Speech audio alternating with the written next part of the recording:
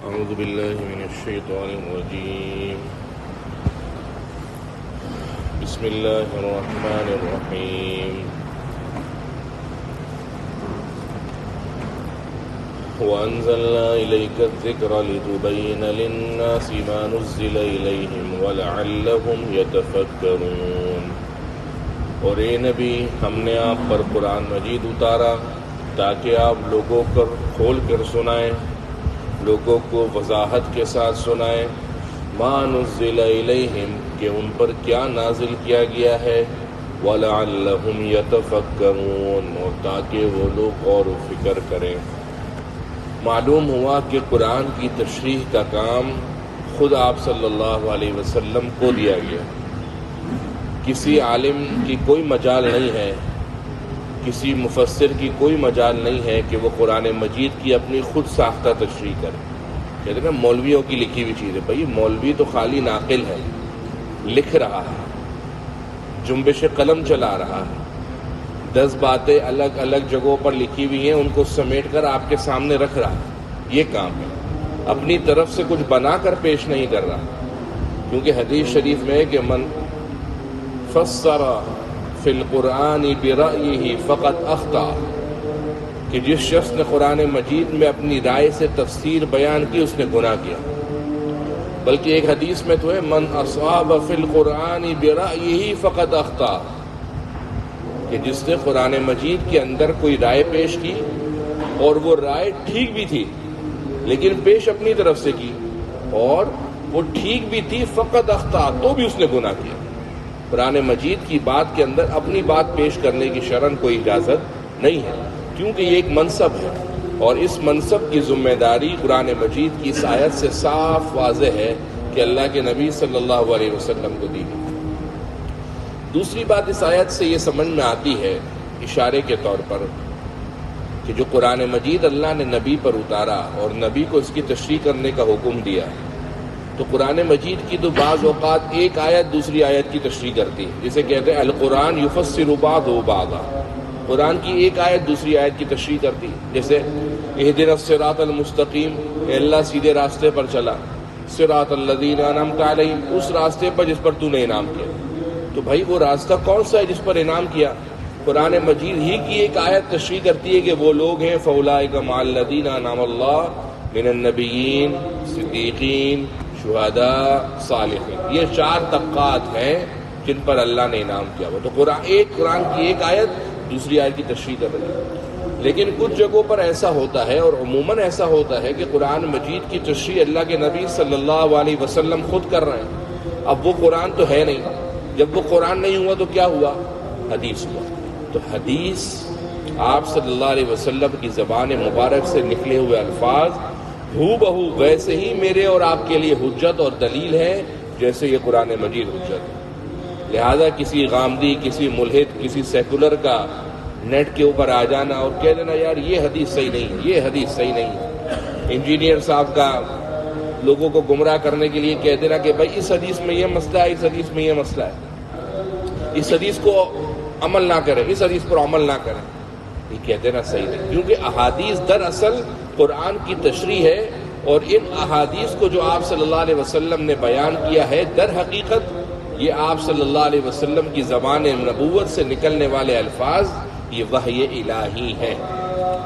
افامن الذین مکروا السیئات، کیا من میں آ گئے وہ لوگ جنہوں نے برے کام کیے، ان یخسف اللہ بہم الارض، کہ اللہ ان کو زمین میں دھنسا دے، او یاتیہم العذاب، یا ان پر عذاب آ جائے، من حیث لا یشعرون، ایسی جگہ سے جہاں سے ان کو خبر بھی نہ ہو، او یاخذہم فی تقلبہم، یا اللہ ان کو پکڑ لے فی تقلبہم، ان کے آنے جانے میں۔ تقلب کا الٹا جو لغوی ترجمہ ہے، لفظی ترجمہ، وہ ہے پھرنے میں، اور مفہومی ترجمہ آپ پھرنے کا یہ کر سکتے ہیں کہ آنے جانے میں، یعنی ان کی آمد و رفت کے دوران ہی اللہ ان کو پکڑ لے۔ فما ہم بمعجزین، تو وہ اللہ کو ہرا دینے والے نہیں ہیں۔ او یاخذہم علی تخوف، یا اللہ ان کو پکڑ لے کسی خوف کے بعد۔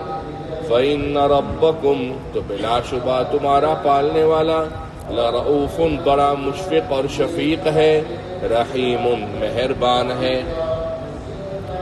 افامن الذین مکروا السیئات کیا امن میں آ گئے وہ لوگ جنہوں نے برے کام کیے؟ اللہ کی ذات سے اتنا امن میں آ جانا کہ اللہ اب ہمارا کچھ نہیں کرے گا، اور صرف اللہ سے امید ہی امید ہو، امن ہو ہی نہ، اللہ سے صرف امید ہی امید ہو، خوف ہو ہی نہ، یہ علماء نے لکھا ہے کفر۔ الامن من اللہ کفر والیأس من اللہ کفر، اللہ سے علی الاطلاق بالکل مایوس ہو جانا کہ اللہ تو مجھے جہنم میں ڈال دے گا، میرے اعمال صحیح نہیں ہے، بالکل علی الاطلاق مایوس ہو جانا، کبھی زندگی میں ہو جائے ٹھیک ہے، لیکن بالکل مایوس ہو جانا یہ کفر۔ اور اللہ سے اتنا امن میں آ جانا کہ اللہ تعالیٰ بس اب تو میرے تو اعمال ایسے ہی ہیں، میں تو سیدھے جنت میں ہی جاؤں گا، بھائی میں کہیں نہیں جاؤں گا، دوزخ میں تو میرا جانے کا سوال ہی پیدا نہیں ہوگا۔ اللہ سے اتنا امن میں آ جانا یہ بھی کفر ہے۔ الایمان بین الخوف والرجاء، ایمان تو خوف اور امید کی باہمی کیفیت کا نام ہے۔ صحابہ صلی اللہ علیہ وسلم سے کہا کرتے تھے کہ اللہ کے نبی ہم آپ کی مجلس میں بیٹھتے ہیں اور آپ کی مجلس میں بیٹھتے ہوئے ہماری ایسی حالت ہوتی ہے کہ ہمارے مطلب اس کو سمجھانے کے لیے ہماری زبان کے اندر کہ کاٹو تو لو نہیں، ایسی حالت ہماری آپ کی مجلس میں ہوتی ہے کہ ہمارے دل کے اندر رونگٹے کھڑے ہو جاتے ہیں، ہمارے بال کھڑے ہو جاتے ہیں۔ تو اللہ کے نبی صلی اللہ علیہ وسلم نے فرمایا کہ اگر تمہاری یہ حالت باہر بھی برقرار رہے تو فرشتے آئیں تم سے گلے ملیں اور تم سے مصافحہ کریں، لیکن دل ہے نا، دل پلٹتا رہتا ہے۔ کسی بیان کے اندر بیٹھے ہوتے ہیں، دل کیسا لگا ہوتا ہے، بعض اوقات آدمی ایسا بیان سنتا ہے کہ دل چاہتا ہے دنیا و میاں مافیا سے بالکل کنارہ کش ہو کے جنگل میں چلا جائے، چھوڑ دے دنیا کو۔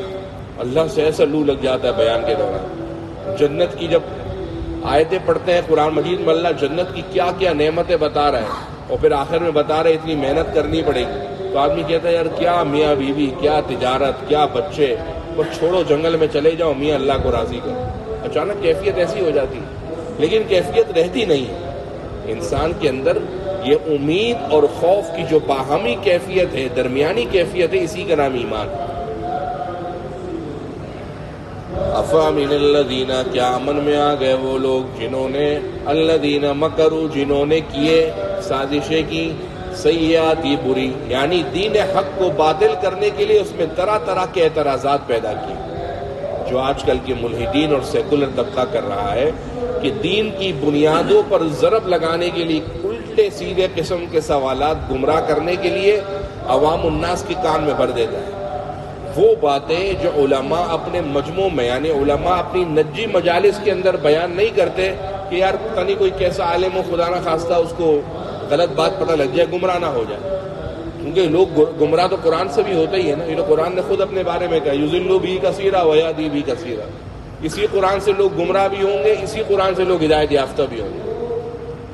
تو اسی قرآن کو پڑھ کر گمراہ بھی ہو رہے، اسی قرآن کو پڑھ کر ہدایت یافتہ بھی ہو رہے۔ ہدایت یافتہ اس وقت ہوں گے جب اللہ کے نبی کی تشریحات دیکھیں گے، اور گمراہ اس وقت ہوں گے جب قرآن پڑھیں گے اور اپنی من پسند کی تشریحات شروع کر دیں گے اس پر۔ تو جو لوگ دین حق کے باطل کرنے کے لیے طرح طرح کے اعتراضات اس کے اندر پیدا کر رہے ہیں، اور لوگوں کے دماغ کے اندر، سادہ عوام کے دماغ کے اندر یہ بات پیدا کر رہے ہیں کہ بھائی آیا ذرا اپنے مولوی صاحب سے پوچھ کے تو بتاؤ۔ اللہ فرما رہے کیا یہ لوگ اتنے امن میں آ گئے جو برے کام کر رہے ہیں؟ اَن یخسف اللہ بہم، کہ اللہ ان کو دھنسا دے الارض زمین میں، او یاتیہم العذاب، یا ان کے پاس عذاب آ جائے، من حیث لا یشعرون، ایسی جگہ سے جہاں سے ان کو خبر بھی نہ ہو، او یاخذہم، یا اللہ ان کو دھر لے، پکڑ لے، فی تقلبہم، ان کے الٹنے پھرتنے میں، یعنی ان کے آنے جانے میں، کہیں باہر نکلے، کہیں آ رہے جا رہے، اللہ کا اسی وقت عذاب آ جائے۔ فما ہم بمعجزین، تو وہ اللہ کو ہرا دینے والے نہیں ہیں، تو وہ اللہ کو ہرا دینے والے نہیں۔ او یاخذہم، یا اللہ ان کو پکڑ لے، علی تخوف، خوف کے بعد، یعنی ایک جماعت پر خوف آیا، دوسری جماعت ڈر گئی، دوسری جماعت پر خوف آیا، تیسری جماعت ڈر گئی کہ دیکھو اللہ کا یہ اس قوم پر عذاب آ رہا ہے، یہ اللہ کی نافرمانیوں کی وجہ سے آ رہا ہے۔ تو ایک قوم پر عذاب آنے کی وجہ سے اللہ دوسروں کو ڈرا دیتا ہے۔ او یاخذہم علی تخوف، یا اللہ ان کو خوف کے بعد پکڑ لے، یعنی ایک ان کی جماعت کو خوف میں ڈال کر دوسری جماعت کو، پھر تیسری جماعت کو، پھر چوتھی جماعت کو۔ مفسر قرآن حضرت عبداللہ ابن عباس رضی اللہ عنہ اور مجاہد رحمۃ اللہ علیہ فرماتے ہیں کہ یہاں پر تخوف کا جو لفظ ہے یہ تنقص کے معنی میں ہے۔ کس کے معنی میں؟ تنقص، یعنی بتدریج گھٹانا، کسی چیز کو آہستہ آہستہ کم کرنے کے معنی میں۔ خلیفہ دوم امیر المومنین حضرت عمر فاروق رضی اللہ عنہ نے ایک دفعہ صحابہ کی مجلس میں پوچھا کہ کیا تم میں سے کسی کو قرآن مجید کی یہ آیت او یاخذہم علی تخوف کے اندر تخوف کا ترجمہ پتہ ہے کہ تخوف کا لفظ کس بات کے لیے استعمال ہوتا ہے؟ تو صحابہ کرام کا مجمع خاموش ہو گیا، اور قبیلہ بنو حذیل کا ایک شخص نے ہاتھ کھڑا کیا اور اس نے کہا کہ حضرت یہ ہماری زبان کا لفظ ہے، عربوں کے اندر بھی الگ الگ زبان ہے، عرب کے اندر بھی۔ کہنے لگے یہ بنو حذیل کی زبان کا لفظ ہے، اور ہمارے بنو حذیل لوگ اس کو تنقص، تخوف کو تنقص کے معنی میں لیتے ہیں، یعنی آہستہ آہستہ گھٹانے کے معنی میں۔ حضرت عمر نے کہا ہم تمہاری بات ایسے تو نہیں مانیں گے، اس پر کوئی دلیل ہے تو پیش کرو، قرآن کا معاملہ ہے۔ تو اس نے دلیل یہ پیش کی کہ ہمارے جو بڑا شاعر ہے عرب کا ابو کبیر الحذلی، اس کے اشعار کے اندر تخوف کا لفظ اس طرح تنقص کے معنی میں استعمال ہوا ہے۔ حضرت عمر رضی اللہ عنہ نے فرمایا کہ پھر تم پر لازم ہے کہ جاہلیت کے جو عرب شعراء ہیں ان کے کلام کو پڑھو تاکہ عرب کی عربیت تمہارے سامنے ظاہر ہو۔ تو اس سے ایک تو بات یہ پتہ لگی کہ قرآن مجید، اکثر لوگ کہتے ہیں نا حضرت عربوں کو تو بڑا اچھا قرآن سمجھ میں آ رہا ہوتا ہوگا، آپ کے خیال میں عموماً لوگ کہتے ہیں کہ عرب کو قرآن تو بہت اچھا سمجھ میں آ رہا ہوگا۔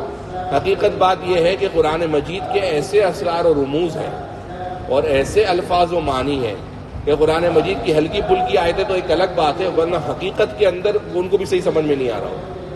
یہ لگ رہا ہوتا ہے خالی کہ وہ یہ قرآن بھی عربی میں وہ بھی عربی میں۔ ابھی تو ان کی عربی کا بھی تہس نہس ہو گیا، ان کی عربی بھی بالکل خراب ہو گئی ہے، دیہاتی عربی ہو گئی ہے۔ ہم لوگ جب وہاں پر جا کر عربی میں بات کرتے ہیں تو وہاں کے عرب کہتے ہیں کہ آپ حضرات کی عربی فصیح ہے۔ ہم کہتے ہیں فصیح اس لیے کہ قرآن کی عربی ہے، کیونکہ جو عربی آپ کو سکھاتے ہیں، جو ہم نے پڑھی ہے، یہ ہماری عربی فصیح کہلاتی ہے، یہ عربی وہاں رائج نہیں ہے۔ جیسے وہاں پر ہمیں اگر کسی کو زیادہ بات چیت کرنی ہو، سمجھانی ہو، تو ہمیں خود تکلیف ہوتی ہے، حالانکہ وہ عرب ہے، ہم کو عربی بولنے آتی ہے، لیکن وہاں پر بات سمجھانے میں تکلیف ہو جاتی ہے۔ وہ ایک بات 10 دفعہ پوچھنے بڑی مشکل سے ان کو سمجھ میں آتی ہے، اور ان کی بات تو ہمیں کچھ بھی سمجھ میں نہیں آتی۔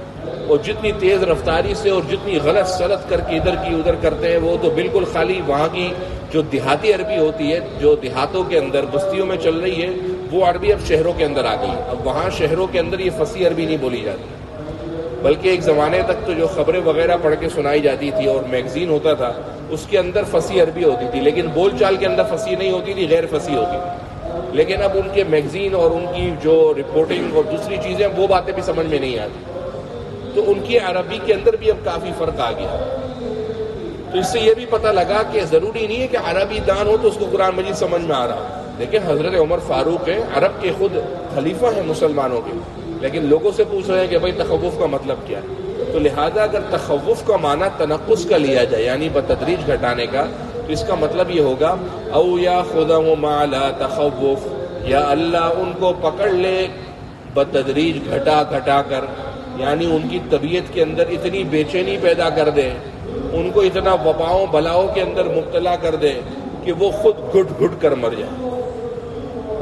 صرف پکڑنے کے لیے عذاب کا دھنسنا، یا پھر دوسری آیت میں بتایا کہ عذاب ایسی جگہ سے آنا کہ ان کو پتہ ہی نہ ہو، یا تیسری آیت میں بتایا یاخذہم فی تقلبہم کہ ان کو ان کے آنے جانے آمد و رفت کے دوران پکڑ لیا، بلکہ ایک عذاب اللہ فرما رہے او یاخذہم علی تخوف کہ اللہ ان کو ایسے پکڑ لے کہ ان کی صحت کو گرا گرا کر، ان کی خوشحالی کو بدحالی سے تبدیل کر کر، ان کی صحت کو بیماری سے بدل کر، ان کی مالداری غنا کو فقر سے بدل کر، ان کی دل کی بے چینی اور بے راحتی کو، ان کی دل کی راحت اور سکون کو بے چینی سے بدل کر بتدریج گھٹا گھٹا کر پکڑ لیں۔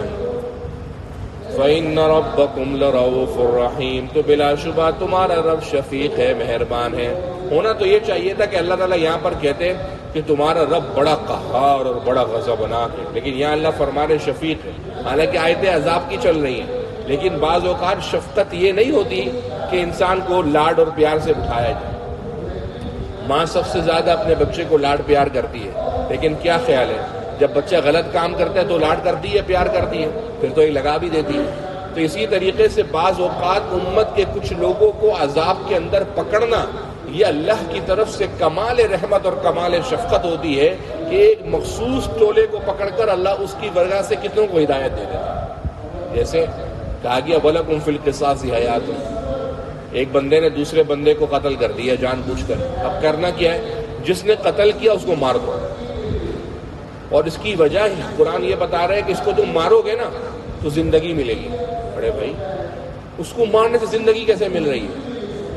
تو اللہ فرماتے اس کو مارنے زندگی مل رہی. یا اولی الالباب، یا عقل مندوں کو سوچو کہ جب اس ایک کو مارو گے تو ہزاروں کے قریب لوگ سمجھ جائیں گے، ڈر جائیں گے کہ بھئی اگر ہم نے کسی کو مارنے کی کوشش کی تو ہمارے ساتھ بھی ایسا ہی سلوک ہوگا.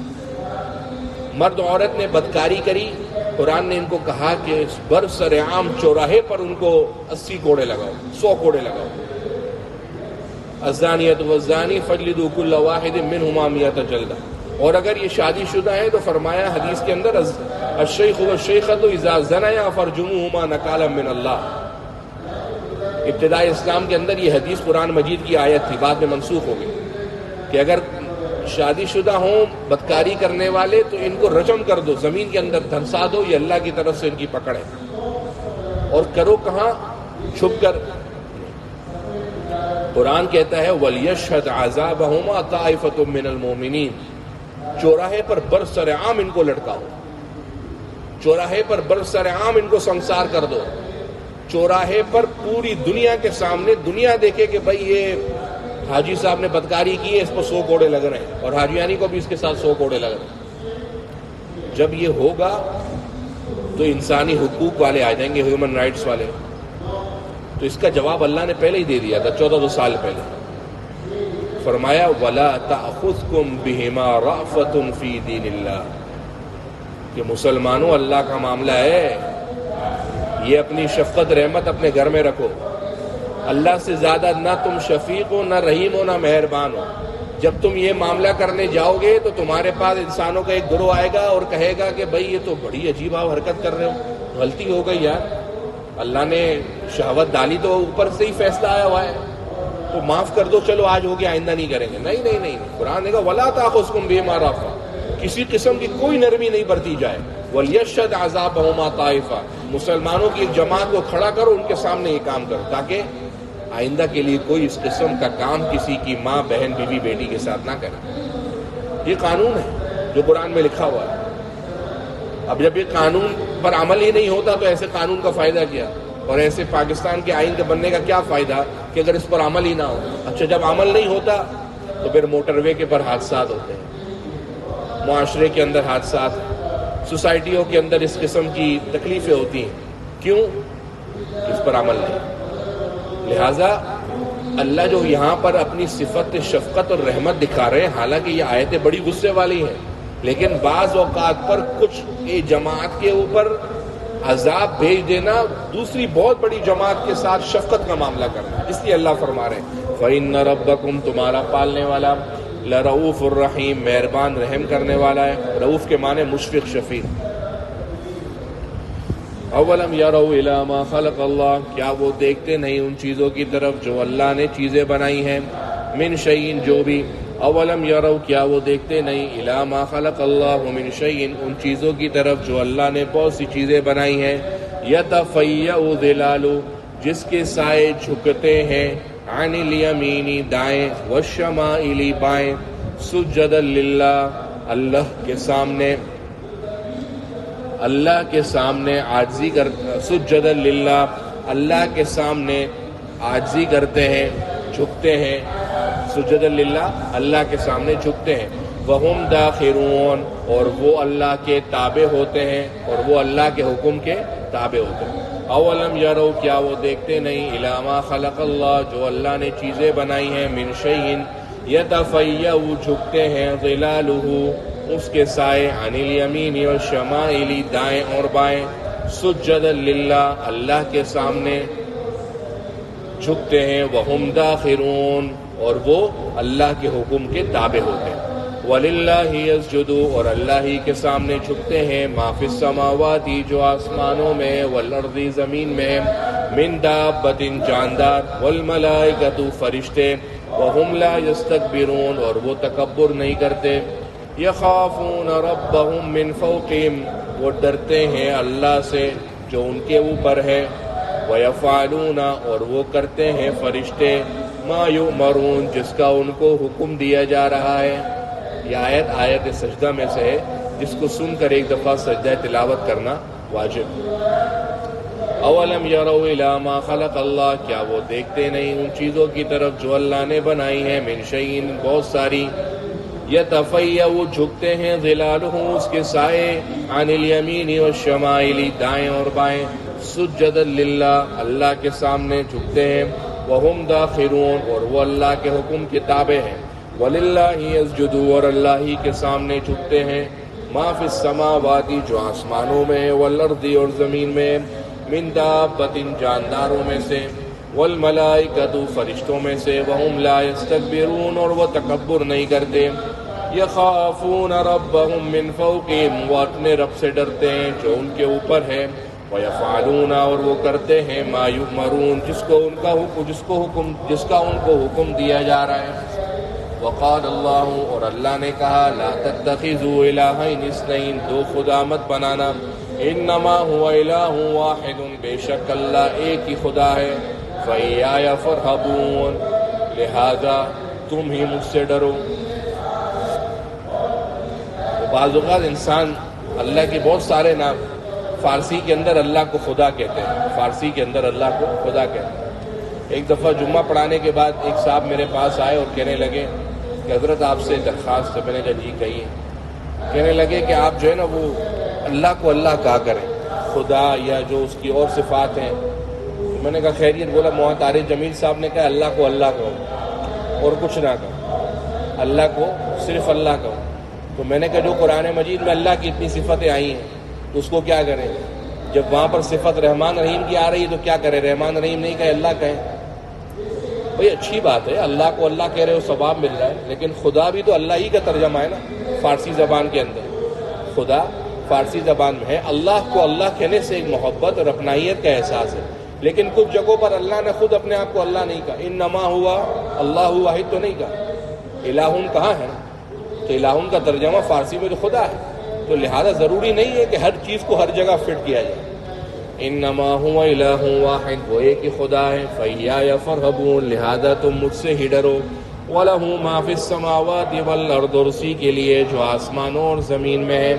وَلَهُ اور اللہ ہی کے لیے لازم ہے الدین اطاعت کرنا واجباً لازمی۔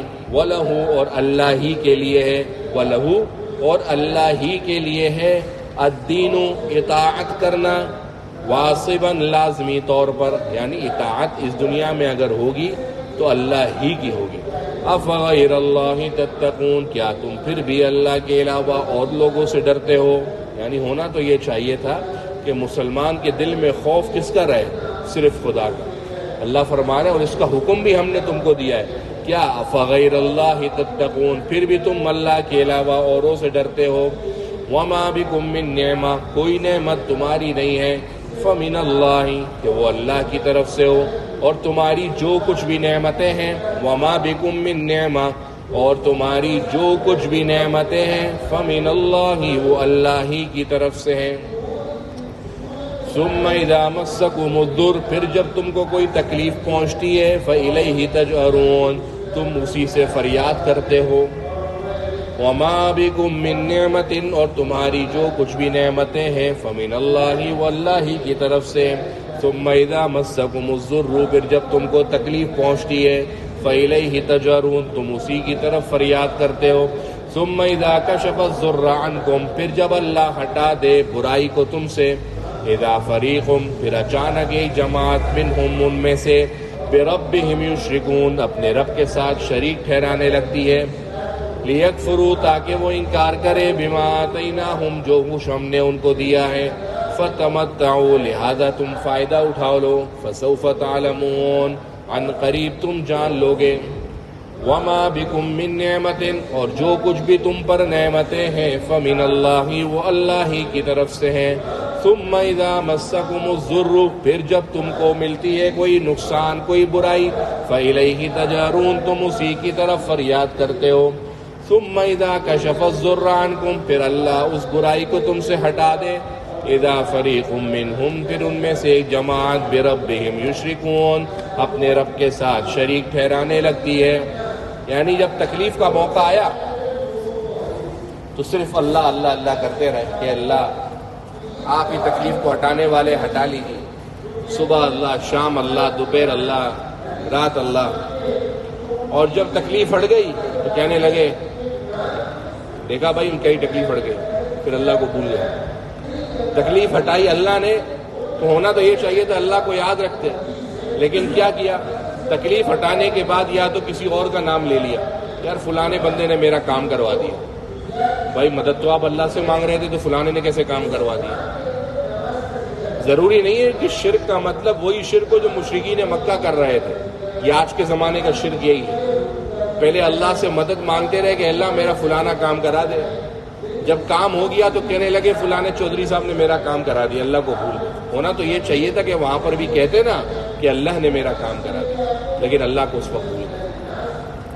لِيَكْفُرُوا بِمَا آتَيْنَاهُمْ، تاکہ وہ انکار کرے جو ہم نے ان کو دیا ہے۔ خیر ہے، فَتَمَتَّعُوا، تم فائدہ جو روزہ اٹھا لو، فَسَوْفَ تَعْلَمُونَ، ان قریب تم جان لو گے۔ وَيَجْعَلُونَ لِمَا لَا يَعْلَمُونَ نَصِيبًا، اور وہ بناتے ہیں جن کو وہ نہیں جانتے حصے دار، مما رزقناہم، جو ہم نے ان کو رزق دیا ہے۔ یعنی جو چیزیں ہم نے بطور رزق دی ہے اس کے اندر اللہ کے علاوہ دوسرے لوگوں کا حصہ رکھ لیتے ہیں۔ غیر اللہ کے نام پر نیاز بانٹ رہے ہیں، امام علی کے نام پر بول رہے ہیں ہم نیاز بانٹ رہے ہیں، اللہ کے نبی کے نام پر نیاز بانٹ رہے ہیں۔ بھئی یہ بکرا کس کی طرف سے؟ یہ اللہ کے نبی کے نام پر ذبح کر رہے ہیں۔ وَيَجْعَلُونَ لِمَا، بھئی اللہ کا حصے دار ہے، اللہ کے ساتھ کسی کو حصے دار کیسے بنا رہے ہو؟ وَيَجْعَلُونَ لِمَا لَا يَعْلَمُونَ نَصِيبًا مِّمَّا رَزَقْنَاهُمْ، اور وہ بنا لیتے ہیں حصے دار ان کو جو کچھ ہم نے ان کو رزق دیا ہے۔ لِمَا لَا يَعْلَمُونَ، جن کو وہ جانتے بھی نہیں ہیں، یعنی ان معبودان باطلہ کو وہ جانتے بھی نہیں ہیں، پھر بھی کبھی لات کا، کبھی منات کا، کبھی عزا، کبھی کتنے خداؤں کا من گھڑت خداؤں کا اس کے اندر حصے دار بنا لیتے۔ تاللہ، اللہ کی قسم، لَتُسْأَلُنَّ، تم سے ضرور بضرور پوچھا جائے گا، عَمَّا كُنْتُمْ تَفْتَرُونَ، جو تم اللہ پر جھوٹ گڑا کرتے تھے۔ تاللہ، اللہ کی قسم، لَتُسْأَلُنَّ، تم سے پوچھا جائے گا، عَمَّا كُنْتُمْ تَفْتَرُونَ، جو کچھ تم جھوٹ گھڑا کرتے تھے۔